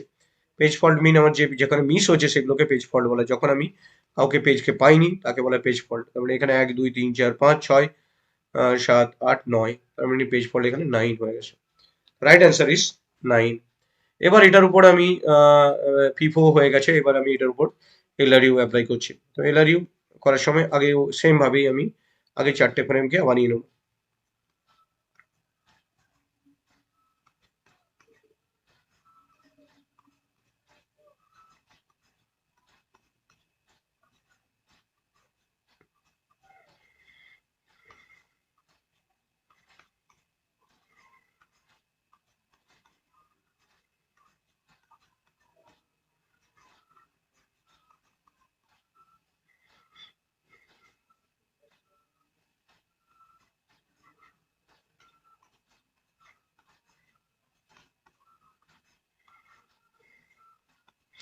আগে আমি এগুলো সব বানিয়ে নিলাম। এবার দেখো নাম্বারিং গুলো করো। 0, 2, 1, 6, 4, 4, 1, 0, 3, 1, 2, 1। সো এটা কমপ্লিট হয়ে গেছে। 12টা দেওয়া আছে, 12টা এখানে কমপ্লিট হয়ে গেছে। 1 2 3 0 1 2 1 6 4 0 এখানে। তো এটা খেয়াল করবে, এখানে যদি মিস হয়ে যায় তাহলে পুরোটাই সিস্টেমটা গোলমাল হয়ে যাবে। 1 0, এটা হচ্ছে 3, এটা 1, এটা 1, এটা 2 1। তো আগে এই জন্য এটা এঁকে নিয়ে তারপরে নাম্বারগুলো বসিয়ে দিতে তোমার কাউন্ট করতে ভুল হবে না, কারণ এক একটাতে 3 মার্কস করে থাকে কোয়েশ্চেন্স গুলোতে। তো এলআরইউতে প্রথমেই 0 আসলো, কোনো পয়েন্টটা দেবে না, তারপরে 2 আসলো, তারপরে 1 আসলো, আগে বসে পড়লো, তারপর সব সময় পেজটা ফিল আপ হয়ে গেল। এমন হতে পারে এখানে 1 অলরেডি আছে, আরেকবার 1 চেয়েছে, তখন মনে রাখবে হিট হয়ে যাবে, 1টাকে দুবার বসিয়ে দিও না। তো এখানে 4 এসে দেখো, এবার এলআরইউ কি বলছে, এলআরইউ বলছে সামনের দিকে দেখবে, লিস্ট রিসেন্টলি ইউজ, যেটা ফরওয়ার্ড ব্যাকওয়ার্ডে দেখে এলআরইউ হচ্ছে অপটিমাল, যেরকম ফরওয়ার্ডে দেখে এলআরইউ হচ্ছে সামনের দিকে দেখে, লিস্ট রিসেন্টলি ইউজ মানে হচ্ছে ব্যাকওয়ার্ড। তো কে ব্যাকওয়ার্ড হবে, 4-এর পর থেকে দেখবে, এদিক থেকে, এদিক থেকে দেখতে গিয়ে দেখবে সবচেয়ে আগে কি এসছে, 0 এসছে, 0-র উপর আমি বসিয়ে দিলাম 4টা, তাহলে 4216 হয়ে গেল, 4216, এবার 0 আসলো। তো 4216 এর মধ্যে 4 এইমাত্র পেয়ে গেলাম, 6 পেয়ে গেলাম, 1 পেয়ে গেলাম, তাহলে কার উপর বসবে, এই চারটের মধ্যে থেকে কার উপর সবচেয়ে আগে কি এসছে, 2, 2-এর উপর আমি এটা বসিয়ে দিলাম 0, তাহলে 4016। এবার 1 আছে অলরেডি, তাহলে হিট, 4016 এখানে অলরেডি আছে, দ্যাটস হিট, একটা হিট পেলাম। আবার 0 আছে, তার মানে 4016 যেরকম আছে হিট হয়ে গেল, দুটো হিট হয়ে গেল। এবার 3 বসবে, দেখো 3 কার গায়ে বসবে, 4013 মধ্যে থেকে 0 পেয়ে গেলাম, 1 পেয়ে গেলাম, এই 0টা যখন পেয়ে গেলাম আর দেখো না 0টাকে, আর 1টাকেও দেখবে না। অনেকে এখানে 1 0টা আছে বলে এটা ভুল করে। একবার যদি কাউকে একটা 0 দেখে ফেলো, সেই 0 আর 1টা পরে আর দেখবে না। তাহলে এখানে 0 একবার দেখেছি, 1 দেখেছি, তাহলে এটা 0 1 পেয়ে গেলাম, 4 পেলাম, তাহলে 6, তাহলে 6টা সবার আগেই ইউজ হয়েছে, তাহলে 6টাকে উড়িয়ে দেবো। 4013, এখানে মিস্টেক করে অনেকে। এবার 1 আছে অলরেডি, তারপরে আমার কিছু করার নেই, দ্যাট ইজ হিট, ক্লিয়ারিও। 2 আছে দেখো, 4013 মধ্যে রিপ্লেস হবে, 1 এই মাত্র পেয়ে গেলে, 3 পেয়ে গেলে 0, তাহলে 4-এর উপর রিপ্লেসড হবে, তার মানে কি 2013, 1 এখানে অলরেডি আছে, 2013, that is going to be hit.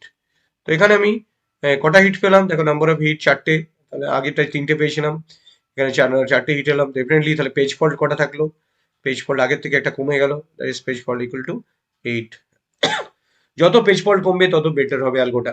তো এখানে দেখো 4টে হিট হয়েছে, তার মানে কি পেজ ফল্ট 8 হয়েছে। এবার আমি এটার উপরেই অপটিমালে আসছি, সেই অপটিমাল অ্যালগোটাতে অ্যাপ্লাই করে দেখছি কি হচ্ছে। তো এটা খুবই ইম্পর্টেন্ট, তোরা ফিফো এলআরইউ অপটিমাল যে যে কটা প্রবলেম আমি আমার চ্যানেলের মধ্যে করে দিয়েছি সব কটা দেখে যাও, কারণ সব কটা ইয়ারে প্রিভিয়াস ইয়ারে কোয়েশ্চেন্স আমি করে দিয়েছি। তো তোমাদের এগুলো দেখলেই তোমাদের কনফিডেন্স এসে যাবে, যে কোনো প্রবলেম তোমরা আমার এই বোঝানো দেখে তারপর নিজেরাই করতে পারবে, যদি আননোন প্রবলেম আসে। আননোন প্রবলেম আসতেই পারে, সবকটা যদি একদম ডেটা সেম আসবে কোয়েশ্চেন পেপারে সেটা তো সম্ভব না সবসময়। আননোন আসলেও তোমরা এটা সলভ করতে পারো।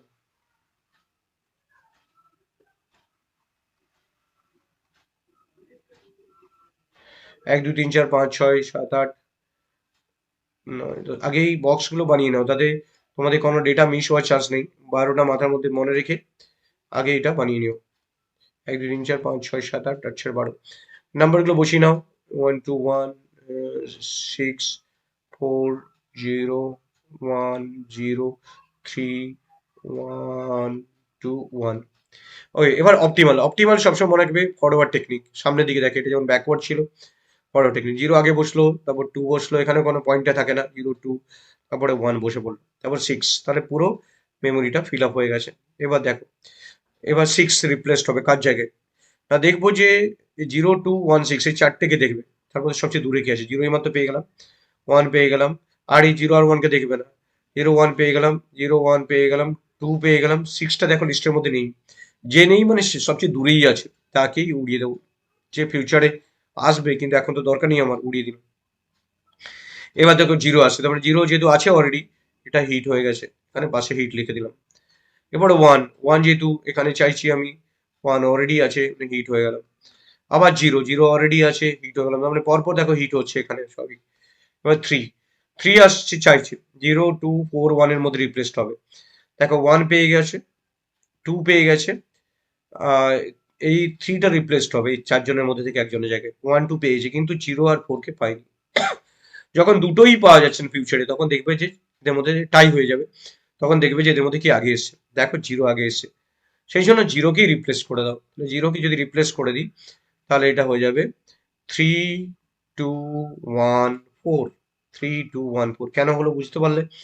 0 2 4 1 4 এর মধ্যে থেকে সবচেয়ে দূরে কি আছে দেখো, 1 পেয়ে গেলে 2 পেলে, কিন্তু 4 এর দেখা নেই আর 0 দেখা নেই। তাহলে দুজন তো একসাথে দেখা নেই, তাহলে কাকে বসাবে? একজন থাকলে তো তাকে বুঝতাম সে দেখ, তাকে বসাবো, কিন্তু দুজন নেই, তাহলে দুজনের মধ্যে টাই হয়ে গেলে, দুজনই ফিউচারে আছে, তার মধ্যে আগে কি এসছে দেখো, টাই হয়ে গেলে ফার্স্ট কাম ফার্স্ট সার্ভ, 0 কে বসিয়ে দেবো।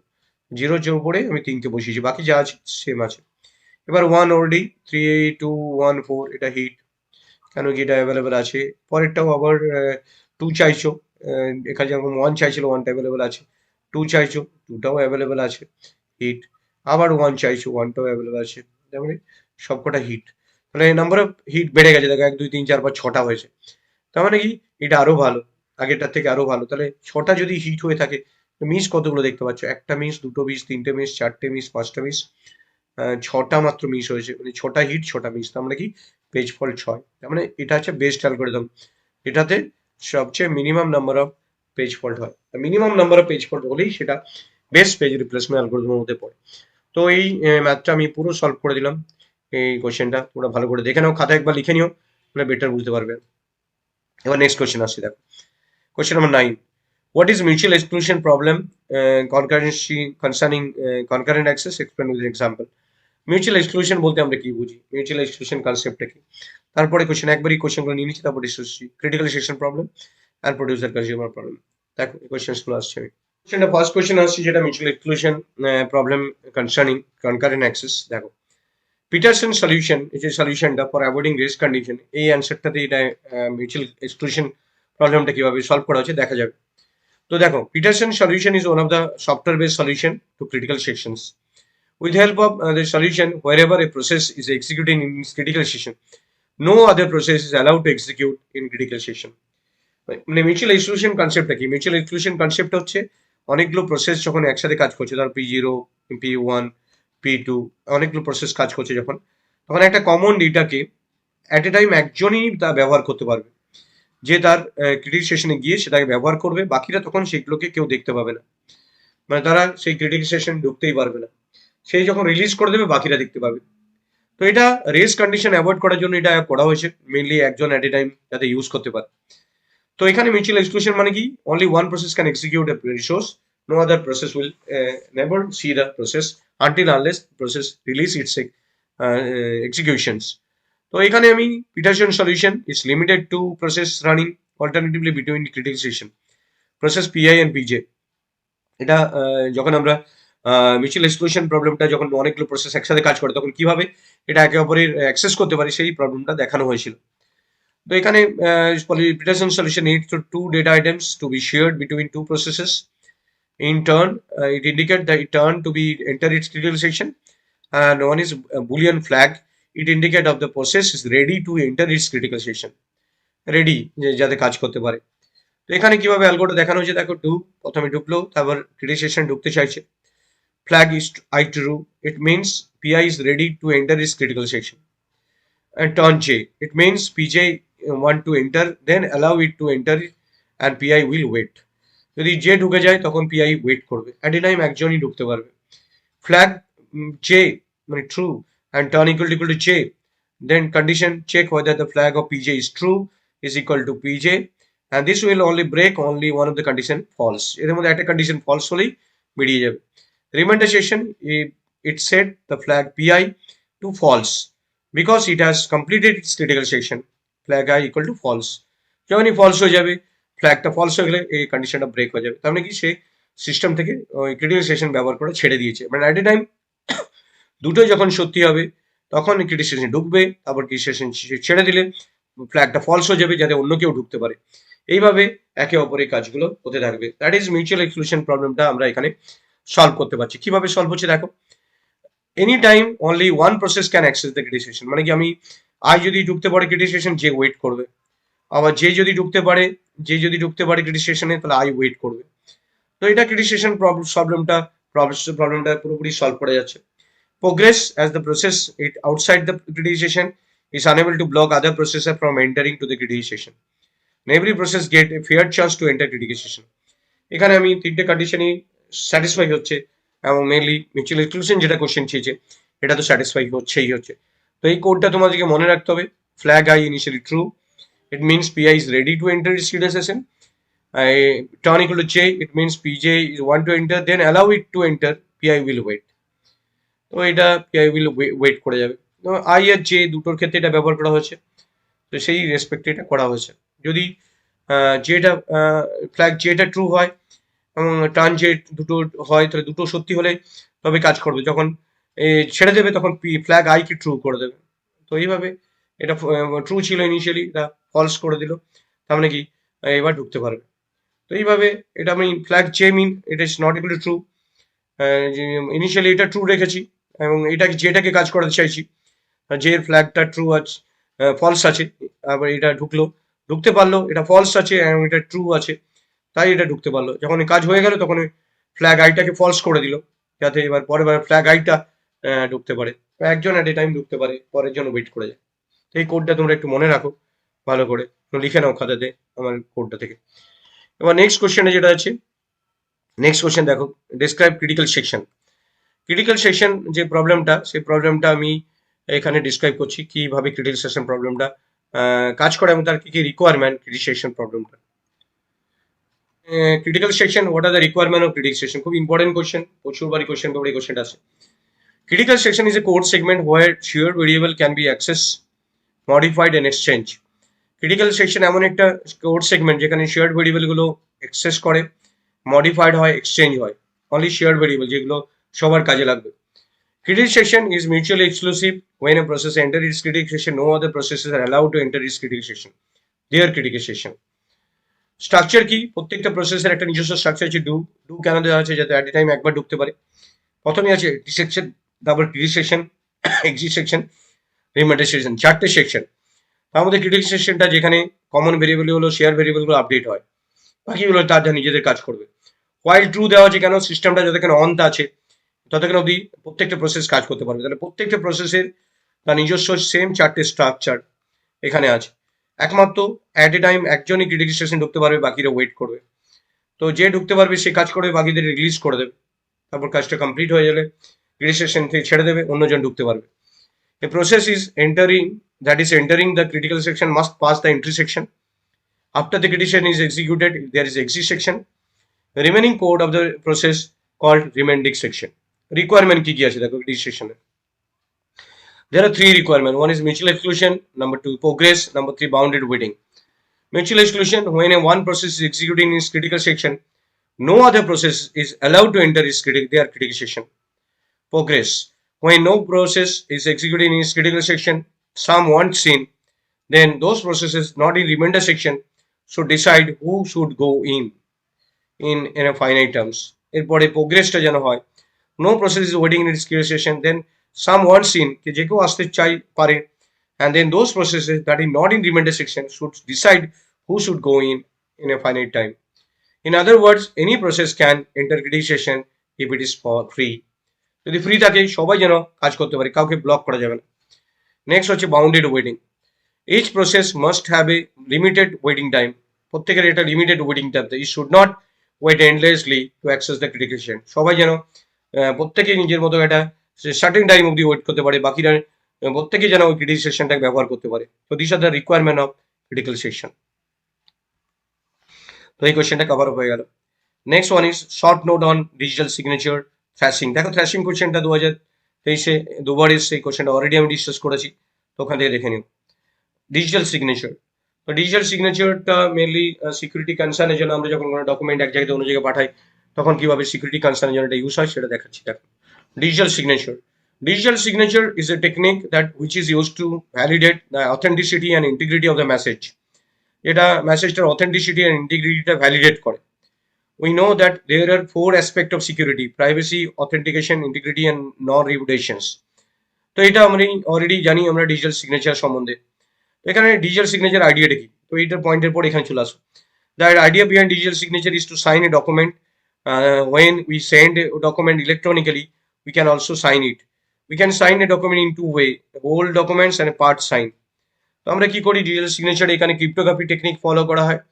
In digital signature, the public key encryption technique is used to sign a document. Public encryption technique use করি sign a document. However, The role of public key and private key are different. The sender use private key to encrypt the message. Sender এখানে private key use করে encrypt করে and hide করে, and the receiver use the public key of the sender to decrypt the message. Public keyটা use করে to decrypt করার জন্য। দুটো কি ইউজ করা হচ্ছে এখানে। In digital signature, private key is used for encryption and public key is used for decryption. Digital signature cannot be achieved by secret key encryption. তো এই ছবিটা আঁকবে, তাহলে পুরো কোশ্চেনটা কভার হয়ে যাবে। তো ইট is one of the technique, তার থ্রু দিয়ে আমরা নেটওয়ার্কের থ্রু দিয়ে যখন ডেটা পাঠাই তখন সেটা সিকিউর ওয়েতে পাঠায়। বেসিক থিওরিটা এর মধ্যেই তোমরা লিখো। আর তাহলে এটা এনক্রিপশন টেকনিক, যেখানে আমরা ডকুমেন্টকে সাইন করি যাতে ইউজার যে ডকুমেন্টটা পাঠাচ্ছে সেই ডকুমেন্টটা যেন অথেন্টিকেট রিসিভারের কাছে যে পৌঁছাবে সেই যেন সেই ডকুমেন্টটা অথেন্টিকেটেড ডকুমেন্ট পায়, তাই জন্য ডিজিটাল সিগনেচারটা আমি ইউজ করি। Next question, page replacement algorithm. এই কোয়েশ্চেনটা দেখো, যে অলরেডি পেজ রিপ্লেসমেন্ট অ্যালগরিদম উপর একটা অঙ্ক এসছে, আবার থিওরিও এসছে পেজ রিপ্লেসমেন্ট অ্যালগরিদম। এবার আসছি page replacement algorithm. The page replacement algorithm means it select a page in the main memory and replace that page with the required page from the secondary memory. তো একটা পেজকে main memory থেকে select করবো এবং অন্য একটা page secondary memory থেকে এনে তার উপর রিপ্লেস করে দেবো। তো page replacement means select page in main memory. আগে এটা সিলেক্ট করো কাকে রিপ্লেস করবে, সিলেক্ট করলাম, তারপর সেকেন্ডারি মেমোরিতে একটা পেজ নিয়ে এখানে রিপ্লেস করে দিলাম। তো এটা page replacement. There are three different page replacement algorithm, FIFO, LRU, optimal. প্রত্যেকটা সম্বন্ধে ডিসক্রাইব করে দিচ্ছি। It is one of the simplest page replacement algorithm. এটা একটা simplest page replacement algorithm. This algorithm mainly replaced a page that page is the oldest page that has been present in the main memory for a longest time. This algorithm is implemented by the keeping track of all pages in the queue. সব কিছু পেজগুলোকে track করে এগুলো করতে পারে। Advantages কি? This algorithm is simple, it is easy to use and does not cost more overhead. Disadvantage, the performance of this algorithm is the worst. There is an increase of page fault as the number of page frame increases. Example দেওয়া দরকার নেই যেহেতু theory এসছে। Next LRU. Full form of LRU is least recently used, LEAST, least recently used. This algorithm helps the operating system to search those pages that are used over the short duration of time. The page that have not been used for the longest period of time in the main memory will be selected for replacement. And this algorithm is easy to implement. Advantages, it is efficient technique. With this algorithm, it become easy to identify the faulty pages that are not needed for the long time. And disadvantage, it is expensive and more complexity. There is need of additional data structure. Next one is optimal page replacement algorithm. This algorithm is mainly replace the page that will not be used for the longest period of time, যেটা future used হবে। Practical implementation is difficult because we cannot predict its advance those pages that will not be used for the longest period of time in future. This algorithm lead to less number of page fault and one of the best known algorithm. Advantages, this algorithm is easy to use. This algorithm is provide more excellent efficiency and less complex. In this algorithm, future awareness of the program is needed. তো এটা difficult হয় এই সময় future predict করতে। These are the page replacement algorithm. Next, question number 11 discuss করলাম 2023 এর। Next, what do by race condition. Race condition বলতে কি বুঝি? So what is race condition? Explain the race condition.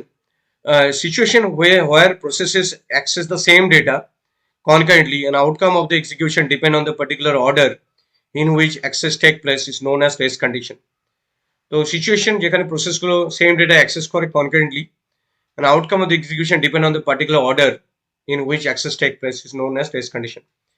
Race condition may occur inside critical section এর মধ্যে হয়।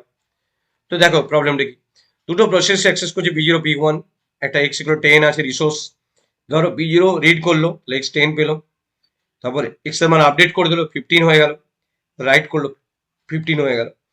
Same ডেটাকে যদি একসাথে একজন পড়ে নেয়, ও রিড করলো 10, আপডেট করলো 20 হয়ে গেল, তারপর 20 হলো, তার মানে দুজন দুদিকে দুটো জিনিস হয়ে গেল। কিন্তু অরিজিনালি কোয়া উচিত ছিল 25 হওয়া উচিত ছিল। তোমরা ভাবছো কি করে 25 হওয়া উচিত ছিল? প্রথমে রিড করলে 10 পেতো, তারপরে আপডেট করলে 5, তারপরে রাইট করলে 15 হয়ে যেত। সেই 15টাকে p1 রিড করতো, তারপর 25 হতো। তো একসাথে রিড করার জন্য এই প্রবলেমটা, that is known as race condition. Unpredictable outcome হয়ে গেছে। এটাকে সলিউশন কি করে হবে? p0 কে আগে কাজ করিয়ে নেবো, তারপর P1 কে কাজ করাবো, তাহলে এটা সলিউশন সলভ হবে। আদারওয়াইজ আর কিভাবে সলিউশন করা যেতে পারে, একজন at a time critical section ঢুকলো, সেই কাজ কমপ্লিট করলো, তারপরে দ্বিতীয়জন ক্রিটিক্যাল সেকশন ঢুকলো, তার ফলে ডেটাটা কোনোভাবেই কনকারেন্টলি প্রবলেমে রেস হবে না, মানে রং আউটপুট আসবে না, আনপ্রেডিক্টেবল আউটপুট আসবে না, যে যেই মানে যেভাবে খুশি কাজ করুক না কেন সিস্টেমে সেম আউটপুট আসবে। That is known as race condition. Next question, explain the details operation of semaphore. সেমাফোরের ডিটেল অপারেশনস গুলো নিয়ে ডিসকাস করতে বলছি। Next question is, what is semaphore? How it is accessed? Semaphore are integer variable that are used to solve critical station problem. এটা mainly critical station problem টা solve করে। Semaphore has two atomic operations. One is wait, another is signal. তো একটা integer variables, wait s, mean s হচ্ছে integer variable, এই বলছে s less than equal to 0 হলে এটা ঘুরতে থাকবে, না হলে মাইনাস মাইনাস হয়ে যাবে wait. This operation decrement the value of its argument s if it is positive. Decrement করে দেবে, যদি এটা অপারেশন ডিক্রিমেন্ট দ্য ভ্যালু করে দেবে যদি পজিটিভ হয়। If S is negative then no operation will be perform, যদি এস নেগেটিভ হয় কিছু হবে না, ঘুরতেই থাকবে, স্পিন লক হয়ে যাবে। সিগন্যাল কি বলছে, সিগন্যাল মিন অপারেশন ইনক্রিমেন্ট, যে আমার কাজ হয়ে গেছে তখন সিগন্যাল দিয়ে দেবে, তার ভ্যালুটা আর্গুমেন্টটা বেড়ে যাবে। Wait is also called sleep or down or P operation. Signal is also called wake up or up operation. তার মানে কি, যে কোনো প্রসেসের কি হয়, প্রসেসটা ঢোকে যখন ইন্টারসেকশন, তারপর প্রত্যেকটা প্রসেসকে পিএস দেওয়া থাকে, মানে এখানে ওয়েট করে, ওয়েট চেক করে, যদি ওয়েট যদি সাকসেস হয় তাহলে সেমাফোরে ঢোকে, মানে ক্রিটিক সেকশনটা ঢুকতে পারে, তারপরে এটা সিগন্যাল দেয়, তারপরে রিলিজ করে দেয় যাতে নেক্সট জন ঢুকতে পারে। প্রপার্টিস কি, প্রপার্টিস গুলো দেখো ভালো করে। Semaphore always have a non negative value. There are two main types of semaphore: binary semaphore, counting semaphore. Semaphore can be implemented using test operation and interrupt. Semaphore work with many processes. তো এখান থেকে আমি semaphore কোশ্চেনটাও solve হয়ে গেল। Last question of 2023, explain the classical problem of synchronization. Explain the classical problem of synchronization. Classical problem of synchronization টা discuss করছি। যে কোনো একটা এক্সাম্পল তোমরা দিয়ে এক্সাম্পলটা বোঝাতে পারো। যেমন এখানে আমি যেটা বোঝাবো তোমাদের, দেখো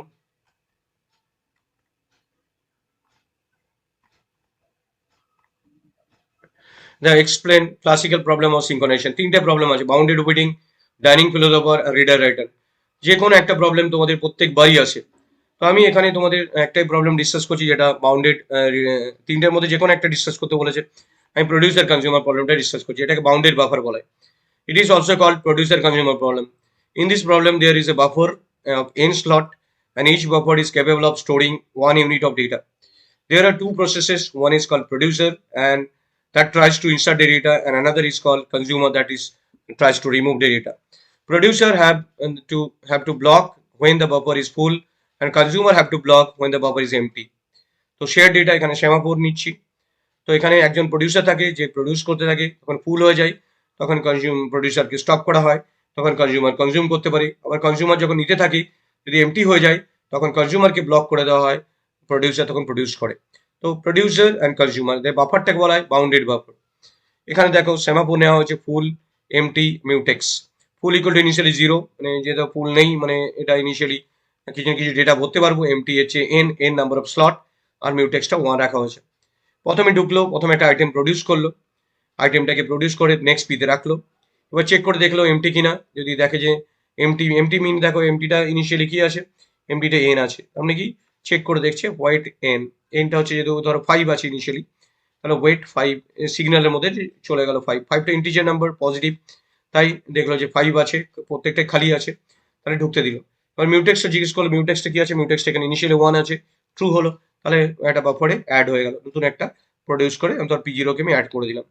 তারপর যদি আবার চেক করে দেখে এমটি আছে কিনা, এখন 4টে হয়ে গেছে, 4টে পজিটিভ, পজিটিভ হলেই ঢুকতে দেবে, আরেকটা রাখলো। এইভাবে যতক্ষণ অবধি পুরোটা ফুল হচ্ছে তুমি রাখতে পারো একটা একটা করে তৈরি করে। এবার যখনই মিউটেক্সটা তৈরি মানে এখানে ব্যবহার হয়ে যাবে, তখন মিউটেক্সটাকে আবার ছেড়ে দেবে যাতে দ্বিতীয় জন আবার ব্যবহার করতে। মিউটেক্সটা অ্যাকচুয়ালি ওয়েট যখন মিউটেক্সটা এখানে নিচ্ছে ও ডাউন করে দেয়, এমটিটাও যখন একটা করছে তখন 5 থেকে 4 করে দেয়, মিউটেক্সটা 1 থেকে 0 করে দেয়, তারপরে এখানে আবার আপ করে দেয় যাতে পরে প্রসেসটা তৈরি করতে পারে। এবার সিগন্যালটা ফুল দিয়ে দেবে। তো এইভাবে পুরো জিনিসটা ফুল, দেখো এখানে ফুল ইনিশিয়ালি 0 দেওয়া আছে, ফুল 1 করে দেবে, মানে 1 হলে সিগন্যাল দিচ্ছে যে এরপরে তুমি কনজিউমারকে দিচ্ছে যে কনজিউমার তুমি কনজিউম করতে পারো। সিমিলারলি কনজিউমার ক্ষেত্রেও একই রকম, ডু ওয়েট ফুল চেক করছে, ওয়েট মিউটেক্স রিমুভ করছে ওখান থেকে, সিগন্যাল দিচ্ছে, সিগন্যাল মিউট এমটি চেক করছে, consume the next item, and এই সিস্টেমটা চলতে থাকছে যতক্ষণ অব্দি ট্রু হচ্ছে। তো এই কোডগুলো ডেফিনেট কোড, তোমরা ভালো করে কোডগুলো লিখে নাও। আমি কামিং ভিডিওতে এইগুলো আমি আরো ডিটেল আসবো, তোমাদের এক্সাম আছে বলে এই সময়ের মধ্যে এগুলো ডিটেল আসা পসিবল নয়। তো এখান থেকে আমি 2023-এর সমস্ত কটা কোয়েশ্চেন, 2023-এ যা যা কোয়েশ্চেন ছিল সব কটা কোয়েশ্চেন আমি 2023-এ যা যা কোয়েশ্চেন ছিল ব্রড কোয়েশ্চেন সব কটা কোয়েশ্চেন ডিসকাস করলাম। তো তোমরা এই কোয়েশ্চেন্সগুলো প্রত্যেকটা সলভ করে যাও। পুরো সিলেবাস পুরো কোয়েশ্চেন 2018-19 সব ডিসকাস করা এই সময়ের মধ্যে পসিবল নয়। তোমরা তোমাদের ইম্পর্টেন্ট যে কোয়েশ্চেন দিচ্ছি সেগুলো ডেফিনেটলি প্রিপারেশন করে যেও। আমার YouTube channel important question list দেওয়া আছে, তাহলে তোমাদের পরীক্ষা ডেফিনেটলি ভালো হবে। তো thank you very much for watching this video, share and subscribe it.